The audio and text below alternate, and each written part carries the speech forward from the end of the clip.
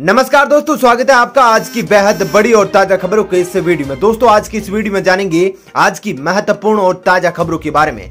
तो दोस्तों वीडियो में आगे बढ़े उससे पहले आपसे एक छोटी सी विनती है कि इस वीडियो को लाइक और शेयर जरूर कर दीजिएगा, साथ ही हमारे चैनल को भी सब्सक्राइब जरूर कर लीजिएगा। वहीं पर दोस्तों वीडियो में आगे बढ़े उससे पहले आपके जनरल नॉलेज में वृद्धि के लिए आपसे एक प्रश्न पूछना चाहते हैं।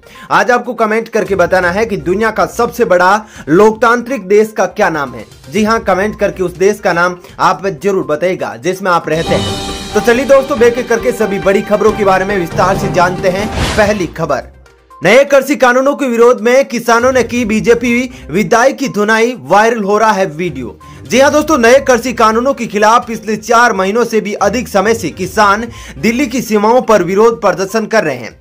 पंजाब से शुरू होकर यह आंदोलन अब यूपी, हरियाणा सहित कुछ और राज्यों में भी फैल गया है। किसान लगातार एक ही मांग कर रहे हैं कि तीनों कृषि कानूनों को निरस्त किया जाए। इन सब के बीच नाराज किसानों ने पंजाब के मालोड शहर में शनिवार को एक भाजपा विधायक की जमकर धुनाई कर दी। अबोहर विधानसभा सीट से बीजेपी विधायक अरुण नारंग शनिवार को एक प्रेस कॉन्फ्रेंस में शामिल होने पहुंचे थे जो पंजाब सरकार के खिलाफ थी।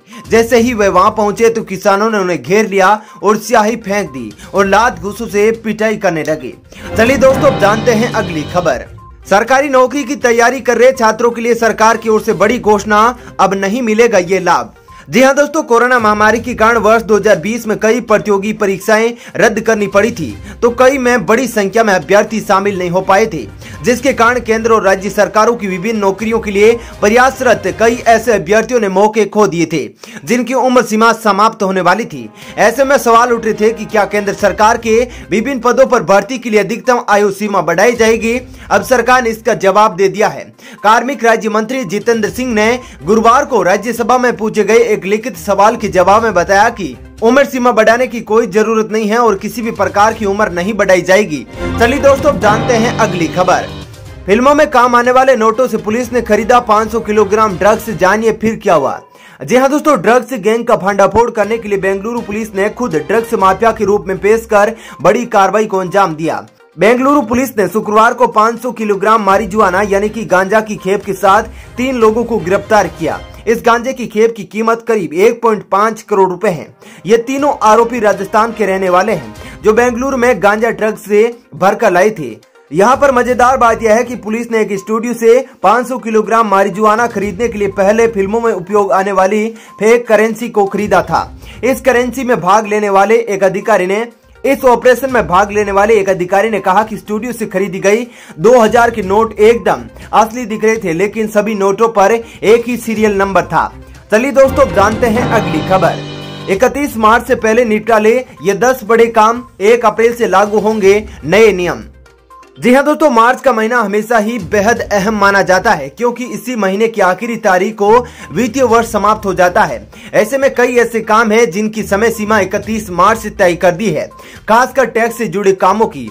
अगर आप भी दी गई डेडलाइन से पहले इन कामों को नहीं निपटाते हैं तो आपको भारी पेनल्टी देनी पड़ सकती है।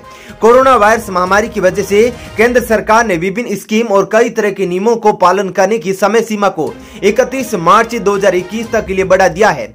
तो आइए जानते हैं 31 मार्च से पहले किन कामों को निपटाना जरूरी है और 1 अप्रैल से क्या नए नियम लागू होने वाले हैं। Number 1, ITR filing. अब तक यदि वित्त वर्ष 2019-20 का रिवाइज्ड या डिटेल इनकम टैक्स रिटर्न यानी कि ITR नहीं भरा है तो उसे भरने की समय सीमा 31 मार्च 2021 समाप्त हो जाएगी। डिलेड इनकम टैक्स रिटर्न दाखिल करने पर आपको 10,000 रुपए तक लेट फाइन देना पड़ सकता है। हालांकि अगर आपकी इनकम 5 लाख रुपए तक है तो आपको 1,000 रुपए ही शुल्क देना होगा। Number 2, filing belated. 31 मार्च वित्त वर्ष 2019-20 का अंतिम दिन है, अतः वित्तीय वर्ष 2019-20 में ये रिवाइज्ड या देर से इनकम टैक्स फाइल की अंतिम तारीख होगी। किसी वित्त वर्ष के लिए इनकम टैक्स रिटर्न फाइल करने की मूल समय सीमा खत्म होने के बाद बिलेटेड रिटर्न फाइल किया जाता है। इसके लिए टैक्स पेयर को पेनल्टी देनी पड़ती है। बिलेटेड ITR 10,000 रुपए की लेट फाइलिंग फीस के साथ 31 मार्च 2021 से पहले जमा किया जाना है। Number 3, revised return. संशोधित या रिवाइज्ड ITR कोई टैक्स पेयर तब फाइल करता है अगर उसने ओरिजिनल टैक्स रिटर्न फाइल करते समय कोई चूक हो जाती है। इसमें डिडक्शन का क्लेम भूल जाना, इनकम या बैंक अकाउंट इत्यादि को रिपोर्ट न करने जैसी गलतियां शामिल है। यदि आपने अपना ITR दाखिल कर दिया है लेकिन इसमें कोई बदलाव करना चाहते हैं तो आप संशोधित रिटर्न दाखिल कर सकते हैं, जिसकी समय सीमा 31 मार्च है। Number 4, GST return filing. वित्त वर्ष 2019-20 के लिए वार्षिक GST रिटर्न दाखिल करने की समय सीमा 31 मार्च 2021 है।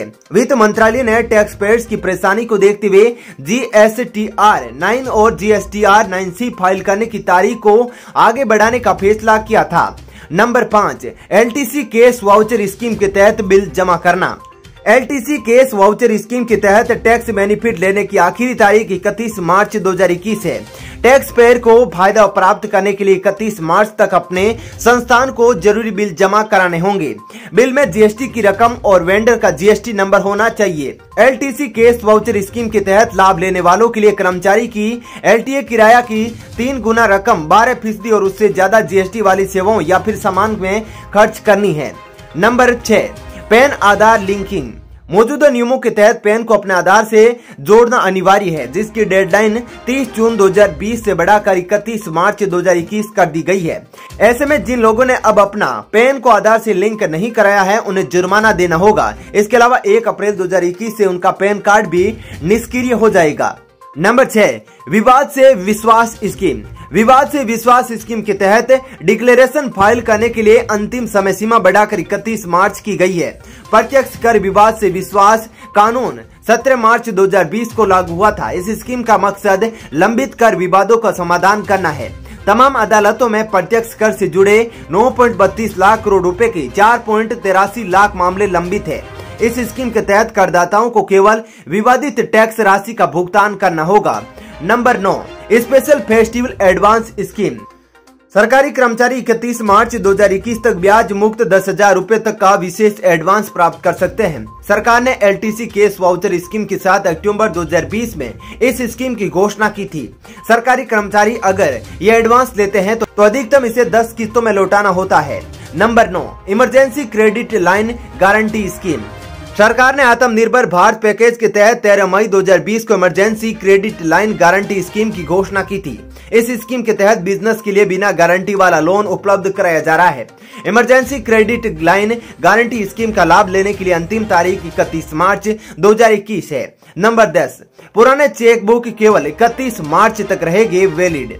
वहीं दोस्तों देना bank, Vijaya bank, corporation bank, Andhra bank, oriental bank of commerce, United bank और इलाहाबाद बैंक के पुराने चेकबुक केवल 31 मार्च तक मान्य हैं। 1 अप्रैल 2021 से इन बैंकों के चेकबुक इनवैलिड होने जा रहे हैं। ये वे बैंक है जिनका अन्य बैंकों में विलय 1 अप्रैल 2019 और 1 अप्रैल 2020 से प्रभावी हुआ है। Number 10, PMAY credit linked subsidy scheme. प्रधानमंत्री आवास योजना के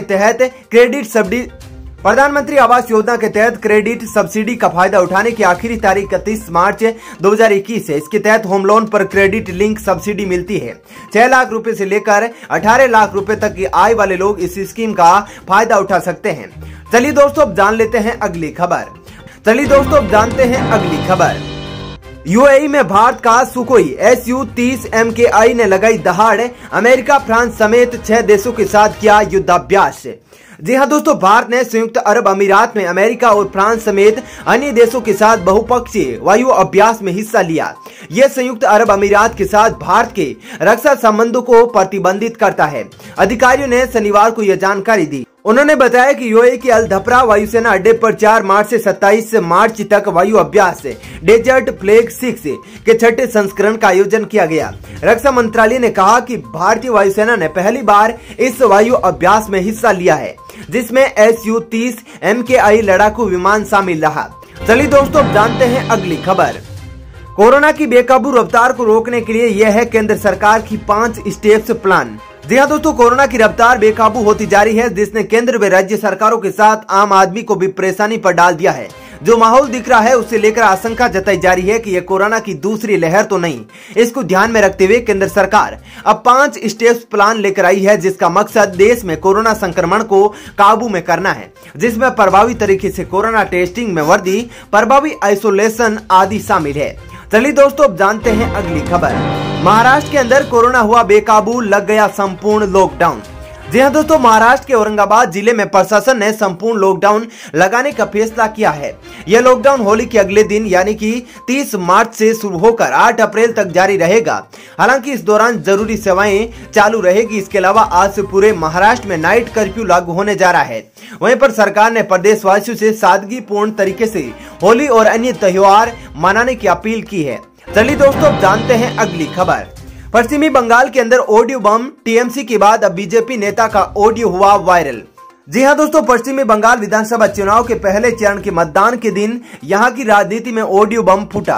पहले बीजेपी ने सीएम ममता बनर्जी का कथित ऑडियो जारी कर दावा किया कि उन्होंने बीजेपी कार्यकर्ता से चुनाव में मदद मांगी। अब टीएमसी ने इस पर पलटवार करते हुए बीजेपी नेता मुकुल राय का एक कथित ऑडियो जारी किया है। टीएमसी ने आरोप लगाया है कि इस बातचीत में रॉय चुनाव आयोग को प्रभावित करने की बात कर रहे हैं। हालांकि the news talk in audio की पुष्टि नहीं करता है। चलिए दोस्तों, फिलहाल इस वीडियो में इतना ही। ऐसी ही खबरें देखते रहने के लिए आप हमारे चैनल को सब्सक्राइब जरूर कर लीजिएगा। साथ ही इस वीडियो को लाइक और शेयर भी जरूर कीजिएगा। धन्यवाद।